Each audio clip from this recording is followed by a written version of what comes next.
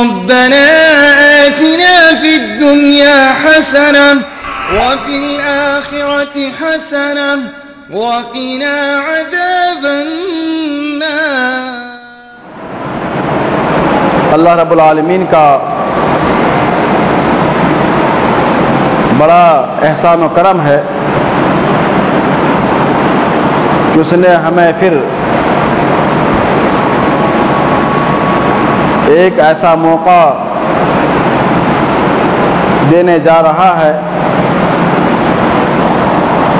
جو موقع ہمارے لیے، ہماری دنیا کے لیے اور آخرت کے لیے بہت ہی قیمتی ہے۔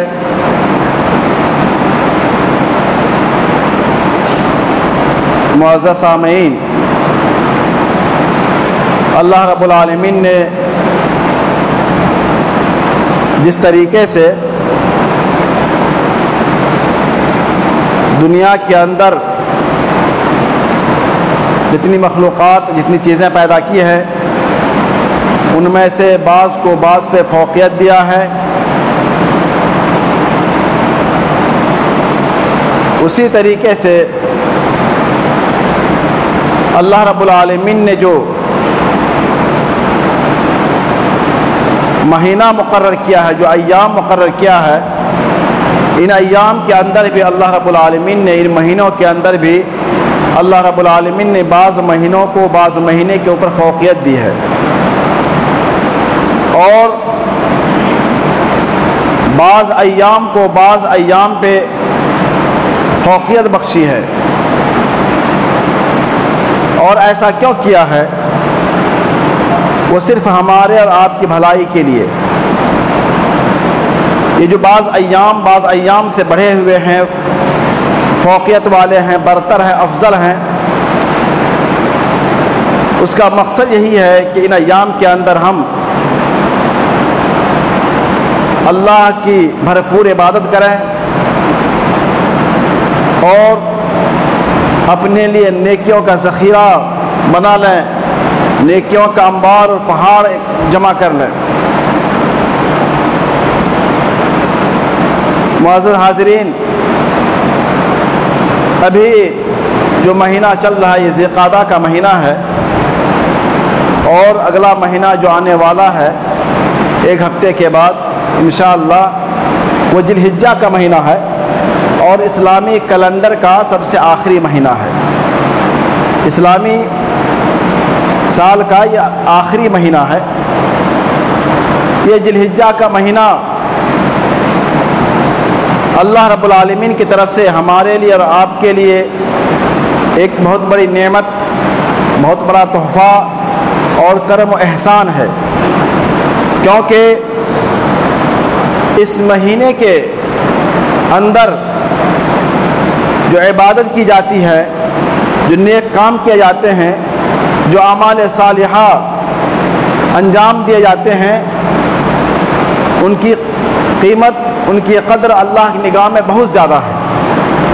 اسی مناسبت سے آج کا یہ خطبہ انشاءاللہ ذی الحجہ کا جو پہلا عشرہ ہے، پہلے 10 دن ہے، قرآن و حدیث میں اس کی کیا فضیلت ہے، اللہ اس کے رسول نے کیا اس کا مقام مرتبہ بیان کیا ہے، اسی پہ روشنی ڈالنے کی کوشش کروں گا تاکہ ہمیں معلوم ہو جائے کہ ہمیں ان ایام کو کیسے گزارنا ہے اور ان ایام کو ہمیں کیسے استعمال کرنا ہے۔ اللہ رب العالمین نے اپنے قرآن حکیم کے اندر ارشاد فرمایا، والفجر ولیال عشر، قسم ہے فجر کی اور 10 راتوں کی، والشفع والوتر، اور قسم ہے جفت کی اور طاق کی۔ یہاں پہ اللہ رب العالمین نے فجر کی قسم کھائی ہے، اور یہ بات ہمیں معلوم ہونی چاہیے کہ اللہ قرآن حکیم کے اندر جہاں کہیں بھی قسم کھاتا ہے، جس چیز کی بھی قسم کھاتا ہے، قسم کھانے کا مقصد یہ ہے کہ اللہ اس چیز کی اہمیت کو سامعین کے ذہن میں، مسلمانوں کے ذہن میں بٹھانا چاہتا ہے کہ جن باتوں کی قسم کھائی جا رہی ہے، رب کائنات جن چیزوں کی قسم کھا رہا ہے وہ کوئی معمولی چیز نہیں ہے. اس لیے اے پڑھنے والے سننے والے ان چیزوں کو غور سے سنو اور اس کی اہمیت کو جانو کہ اللہ ان چیزوں کی قسم کیوں کھا رہا ہے. اللہ نے قرآن حکیم کے اندر بے شمار چیزوں کی قسمیں کھائی ہیں. کہیں پہ زمانے کی قسم کھائی ہے, کہیں صبح کے وقت کی قسم کھائی ہے, کہیں رات کی قسم کھائی ہے, کہیں دن کی قسم کھائی ہے, کہیں شام کی قسم کھائی ہے, کہیں سورج کی قسم کھائی ہے, کہیں چاند کی قسم کھائی ہے, کہیں ستاروں کی قسم کھائی ہے.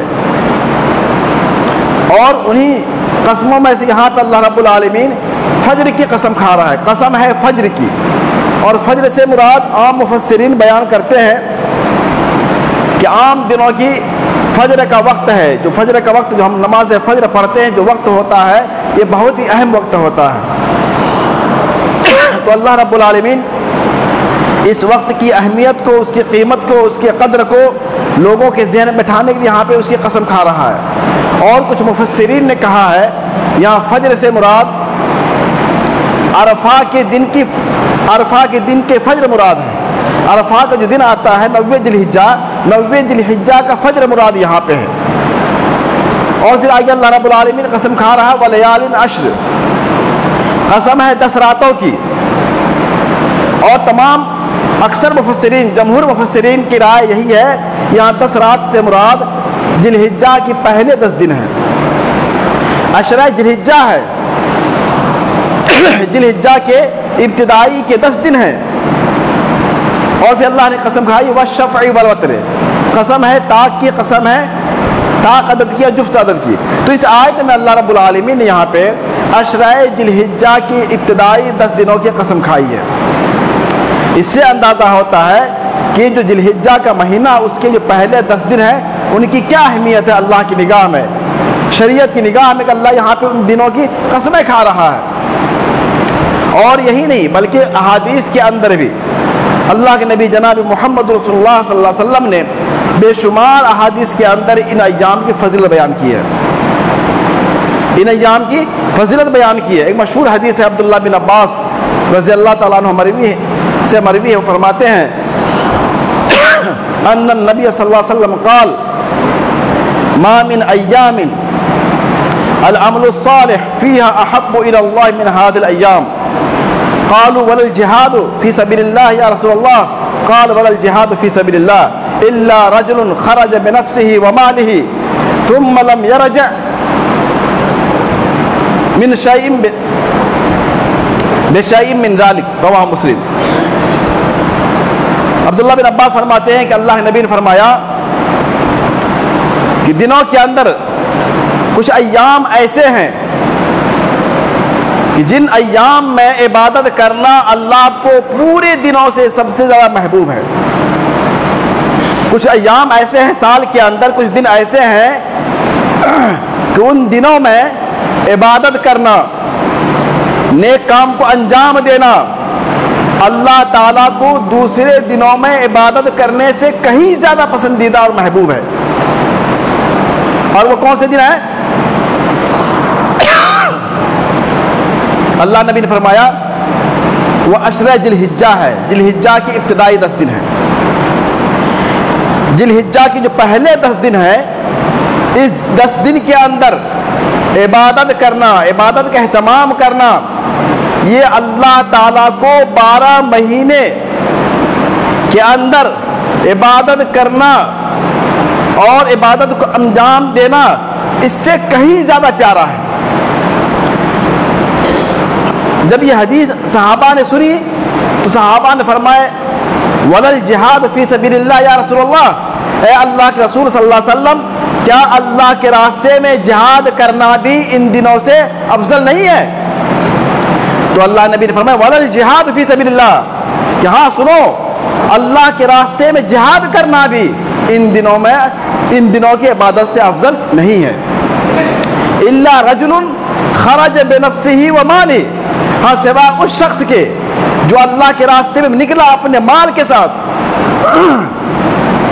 اور اپنی جان کے ساتھ, فلم یرجع, اور واپس نہیں آیا, بشیء من ذلک, ان میں سے کسی چیز کے ساتھ, مطلب وہ اللہ کے راستے میں شہید ہو گیا, ہاں جو آدمی اللہ کے راستے میں جہاد کے نکلا، اللہ کلمہ کو بلند کرنے کے لیے، اللہ کے دین کے پھیلانے کے لیے دشمنوں سے لڑا اور اپنا مال بھی خرچ کیا، مال کو صرف کیا،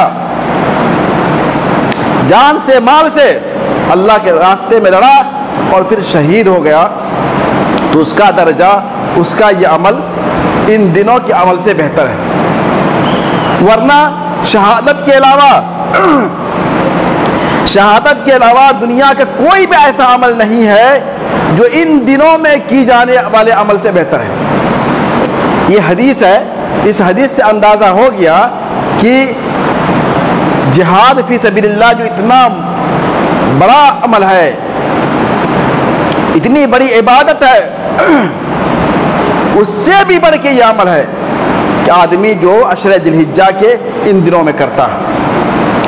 بلکہ علماء نے بیان کیا ہے کہ یہ 10 دن رمضان سے بھی بہتر ہے۔ یہ عشرہ ذی الحجہ کی ابتدائی جو 10 دن ہے، یہ رمضان کے دنوں سے بھی افضل ہے، یہ علماء کا بیان ہے۔ ہاں رمضان کے جو آخری عشرہ، ان کی جو راتیں ہیں، وہ رات ان سے بہتر ہے، وہ رات ان سے بہتر ہے، لیکن دن یہ رمضان کے دنوں سے بھی یہ 10 دن بہتر ہے، افضل ہے۔ اور کیوں افضل ہے؟ کیونکہ یہ اتنے اہم 10 دن ہیں کہ اس کے اندر تمام قسم کی عبادتیں جمع ہو گئی ہیں، تمام قسم کی عبادتیں اس 10 دن کے اندر جمع ہیں۔ مثلا نماز پڑھنا، روزہ رکھنا، صدقہ خیرات کرنا، مناسک حج ادا کرنا اور قربانی کرنا، تو یہ اعمال ایسے ہیں جو 12 مہینے کے کسی بھی ایام میں اکٹھے نہیں ہوتے ہیں۔ یہ ذی الحجہ ہی کے ابتدائی 10 دن ہیں کہ جن کے اندر یہ تمام عبادتیں اکٹھی ہو جاتی ہیں۔ اسی وجہ سے یہ 10 دن اللہ تعالیٰ کو بہت ہی پیارا پسندیدہ ہے، اور اللہ کے نبی جناب محمد رسول اللہ صلی اللہ علیہ وسلم نے فرمایا افضل ایام الدنیا ایام العشر، دنیا کے دنوں میں سب سے افضل ترین دن یہ ایام عشر ہے، عشرہ ذی الحجہ ہے۔ اور یہی نہیں بلکہ دوسری حدیث میں اللہ نبی نے فرمایا ما من ایام ازکا عند اللہ واعظم اجرا من خیر یعلمہ من عشر الاضاحی، کہ لوگوں عشرہ ذی الحجہ میں کی انجام دیا جانے والا کام، عشرہ ذی الحجہ میں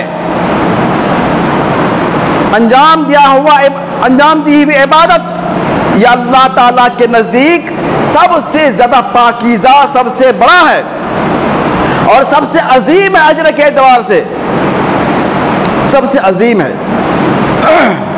تو میرے بھائی یہ جو 10 دن ہے، یہ 10 دن اللہ اس کے رسول کی نگاہ میں بہت ہی اہم دن ہے۔ اور کیوں اہم ہے؟ اس کی ایک وجہ یہ بھی ہے، مان لیجیے رمضان کا مہینہ ہے، وہ بھی موسموں کا موسم عبادت کے لیے موسم بہار ہے، خصوصی طور پہ عبادت ہی کا مہینہ ہے، لیکن اس مہینے کے اندر اللہ رب العالمین شیاطین کو قید کر دیتا ہے، شیاطین کو قید کر دیتا ہے، جکڑ دیتا ہے۔ شیطان کو موقع نہیں ملتا مسلمانوں کو بہکانے کا، مسلمانوں کو گمراہ کرنے کا، اس لیے مسلمان اس مہینے میں بھرپور عبادت کرتے ہیں۔ لیکن یہ جو عشرہ ذی الحجہ ہے، اس کے اندر شیطان کھلا ہوا ہے، شیطان جکڑا ہوا نہیں ہے، شیطان آزاد ہے، مسلمانوں کو گمراہ کرنے کے لیے، مسلمانوں کو بہکانے کے لیے، مسلمانوں دین سے برگشتہ کرنے کے لیے۔ اس کے باوجود جو مسلمان شیطان کے وسوسے سے، شیطان کے فتنے سے، شیطان کے شرکسی سے، شیطان کے بہکاوے سے بچ کر کے ان ایام میں اپنے دنوں کو، اپنے ایام کو اللہ کی عبادت میں لگاتا ہے، اللہ کی عبادت میں گزارتا ہے، تو اسی وجہ سے اللہ تعالیٰ ان عبادتوں کو سب سے زیادہ پسند کرتا ہے۔ یہی وجہ ہے کہ شیطان کے آزاد رہنے کے باوجود، شیطان کے پھندے سے بچ کر کے ایک مسلمان جب اللہ کی عبادت میں اپنے ایام گزارتا ہے، اپنے ایام کو عبادت میں انجام دیتا ہے تو اللہ تعالیٰ کو یہ عبادت بہت ہی پسندیدہ ہوتا ہے، اللہ کو عبادت بہت پیاری ہوتی ہے۔ اور یہ جو 10 دن ہے ہمارے آپ کے لیے نیکی جمع کرنے کا، عبادت کو انجام دینے کا، اپنے میزان حسنات میں نیکیوں کا انبار لگانے کا بہترین موقع ہے، بہترین موقع ہے۔ جس طریقے سے ہم رمضان کے اندر اپنے ایام کو، اپنے اوقات کو اللہ کی عبادت میں لگاتے ہیں، اسی طریقے شریعت میں حکم دے رہا ہے کہ ہم ان 10 دنوں کے اندر بھی اپنے آپ کو مکمل طور پہ عبادت کے اندر مصروف کر دیں، عبادت کے اندر مشغول کر دیں، تو اللہ تعالیٰ کے نزدیک ہماری عبادت، ہمارا نماز پڑھنا، ہمارا روزہ رکھنا، زکوٰۃ دینا، صدقہ خیرات کرنا، تسبیح و تحلیل کرنا، یہ اللہ کو بہت ہی پسندیدہ ہوگا۔ اور یہ عشرہ ذی الحجہ کو اللہ تعالیٰ نے اتنا بڑا مقام کیوں دیا ہے اور ہمیں اس میں کن کاموں کو کرنا ہے، ان کی طرف بھی رہنمائی کرنی ضروری ہے۔ اللہ کے نبی جناب محمد رسول اللہ صلی اللہ علیہ وسلم کی جیسے حدیث ہے، میں نے کہا کہ یہ دنیا کے سب سے افضل ترین ایام ہیں، تو ہمیں ان ایام کے اندر کیا کیا کام کرنا ہے وہ اللہ کے نبی نے ہمیں رہنمائی فرمائی ہے۔ چنانچہ اللہ نبی کے بارے میں آتا ہے کہ آپ کی جو ازواج مطہرات تھی، آپ کی جو بیویاں تھیں، وہ کہتی ہیں کان یصوم رسول اللہ صلی اللہ علیہ وسلم 9 ذی الحجہ ویوم عاشورہ و3 ایام من کل شہر، کہ اللہ کے رسول صلی اللہ علیہ وسلم جب ذی الحجہ کا مہینہ آتا 9 دن آپ روزہ رکھتے تھے، عشرہ اول 9 دن آپ روزہ رکھتے تھے، چونکہ 10واں دن بقرعید ہوتی ہے اور عید کے دن روزہ رکھنا حرام ہے، اس لیے آپ ان 9 دنوں میں روزہ رکھتے تھے، نفلی روزہ۔ تو یہ اللہ نبی کا معمول تھا، اللہ کے نبی کی عادت تھی، اللہ نبی کا عمل تھا، اور یہی عمل کے پیرا صحابہ کرام تھے۔ تو اللہ کے نبی عشرہ ذی الحجہ میں 9 دن آپ روزہ رکھتے تھے، نفل روزہ رکھتے تھے۔ اور بلکہ یہی نہیں، اللہ کے نبی جناب محمد رسول اللہ صلی اللہ علیہ وسلم نے اس عشرہ ذی الحجہ کی فضیلت کے بارے میں ایک اہم حدیث آپ نے ارشاد فرمائی ہے کہ ہمیں کیا کام کرنا ہے۔ ہمیں اس عشرہ ذی الحجہ میں ایک اہم دن ہے 9ویں ذی الحجہ، جس کو یوم عرفہ کہا جاتا ہے، جس دن تمام حجاج کرام مکہ کے اندر میدان عرفات میں جمع ہوتے ہیں، اور یہ حج کا سب سے بڑا دن ہوتا ہے، اور عرفہ ہی کو کہا گیا الحج عرفہ، کہ عرفہ ہی اصل حج ہے۔ جس کا عرفہ کا میدان چھوٹ گیا، عرفہ میں جمع نہیں ہوا، اس کا حج مکمل نہیں ہوا۔ حج کا سب سے بڑا رکن ہے میدان عرفات میں حاجی کا پہنچنا، کیونکہ اس دن تمام حجاج کرام عرفات میں پہنچ کر کے جس کو جہاں جگہ ملتی ہے وہ اللہ تعالیٰ سے دعا میں مشغول ہو جاتے ہیں، اپنی گناہوں کی بخشش چاہتے ہیں، دعائیں کرتے ہیں، گڑگڑاتے ہیں، اشک بار ہوتے ہیں۔ ان کی یہ حالت دیکھ کر کے اللہ رب العالمین کی رحمت جوش میں آتی ہے، اور حدیث میں آتا ہے کہ اللہ تعالیٰ اپنے بندے سے سب سے زیادہ قریب عرفہ کے دن ہوتا ہے، سب سے زیادہ قریب بندہ سے اللہ عرفہ کے دن ہوتا ہے۔ اور جب حجاج کرام اللہ تعالیٰ سے روتے ہیں، گڑگڑاتے ہیں، فریاد کرتے ہیں، اپنے گناہوں کی بخشش چاہتے ہیں، تو اللہ تعالیٰ اپنے بندوں پہ فخر کرتا ہے اور فرشتوں سے کہتا ہے یہ بندے جو میدان میں جمع ہیں، جو رو رہے ہیں، بلک رہے ہیں، سسک رہے ہیں، اشکبار ہیں، مجھ سے فریاد کر رہے ہیں، یہ کیا چاہتے ہیں؟ تو فرشتے کہتے ہیں اللہ یہ تیری رضا چاہتے ہیں، تیرے عذاب سے بچنا چاہتے ہیں، تیری خوشنودی کو یہ طلب کر رہے ہیں۔ تو اللہ تعالیٰ جوش میں آ کے فرماتا ہے فرشتوں تم سب گواہ رہو، قد غفرت لکم، کہ میں ان تمام مسلمانوں کو، تمام حاجیوں کو جو میدان عرفات میں جمع ہے میں نے ان کو بخش دیا۔ یہ اتنا بڑا دن ہے میدان عرفات میں حاجیوں کا جمع ہونا، تو جو لوگ میدان عرفات میں پہنچتے ہیں ان کے لیے اتنا بڑا مرتبہ ہے، اور جو لوگ نہیں پہنچ پائے ہیں، اپنے گھروں میں ہیں، اپنے علاقے میں ہیں، ان کے لیے فضیلت ہے۔ اللہ کے نبی جناب محمد رسول اللہ صلی اللہ علیہ وسلم نے ایک حدیث ارشاد فرمائی ہے، آپ نے فرمایا صوم یوم عرفہ احتسب علی اللہ ان یکفر السنۃ التي قبلہ والسنۃ التي بعدہ، رواہ مسلم۔ کہ لوگوں سنو، جو عرفات کے میدان میں نہیں پہنچ سکا، جو حج کے عمل سے مشرف نہیں ہو سکا اپنے گھروں میں، اپنے علاقے میں، ان کے لیے فضیلت اللہ نے رکھی ہے. جس طریقے سے میدان عرفات میں حجاج کرام کے لیے اتنا بڑا مقام و مرتبہ ہے کہ اللہ کی طرف سے ان کے لیے بخشش کا اعلان ہوتا ہے، مغفرت کا اعلان ہوتا ہے، ایسے ان لوگوں کے لیے بھی اس دن اللہ کی رحمت جوش میں آتی ہے جو اپنے گھروں کے اندر 9 ذی الحجہ کو عرفہ کا روزہ رکھتے ہیں. تو اللہ نبی فرماتے ہیں مجھے یقین ہے، مجھے امید اللہ تعالیٰ سے، اس روزہ رکھنے کی بنا پر اللہ تعالیٰ مسلمانوں کے روزے دار کے 1 سال کا اگلا اور 1 سال کے پچھلا گناہ کو معاف کر دے گا. اتنی بڑی فضیلت ہے عرفہ کے روزے کا کہ جو آدمی، جو مسلمان صحیح نیت کے ساتھ، صحیح دل کے ساتھ عرفہ کا روزہ رکھتا ہے، 9 ذی الحجہ کا روزہ رکھتا ہے، اللہ نبی فرماتے ہیں کہ مجھے اللہ سے یقین ہے، امید ہے کہ اللہ اس روزے کی بنا پر اس کے اگلے پچھلے گناہوں کو معاف کر دے گا. اتنی بڑی فضیلت ہے. تو یہ عشرہ ذی الحجہ کی ایک اہم عبادت ہے میرے بھائی، روزہ رکھنا، عرفہ کا روزہ رکھنا. ویسے تو آپ چاہیں 1 تاریخ سے 9 تاریخ تک نفل روزہ رکھیں، لیکن اگر کوئی نہیں رکھ سکا ہے تو عرفہ کے روزے کا اہتمام ضرور کریں. یہ بہت بڑا روزہ ہے عرفہ کا روزہ. اور یہی نہیں بلکہ اس دن ہمیں کیا کرنا ہے، عرفہ کے روزے کے ساتھ ساتھ تسبیح و تحلیل کرنی ہے. جیسے ذی الحجہ کے چاند نکلے، اللہ نبی نے کہا کہ تم لوگ تکبیر پڑھا کرو، لا الہ الا اللہ واللہ اکبر اللہ اکبر للہ الحمد. اس طریقے جو تسبیحات ہیں اللہ نبی نے پڑھنے کا حکم دیا ہے.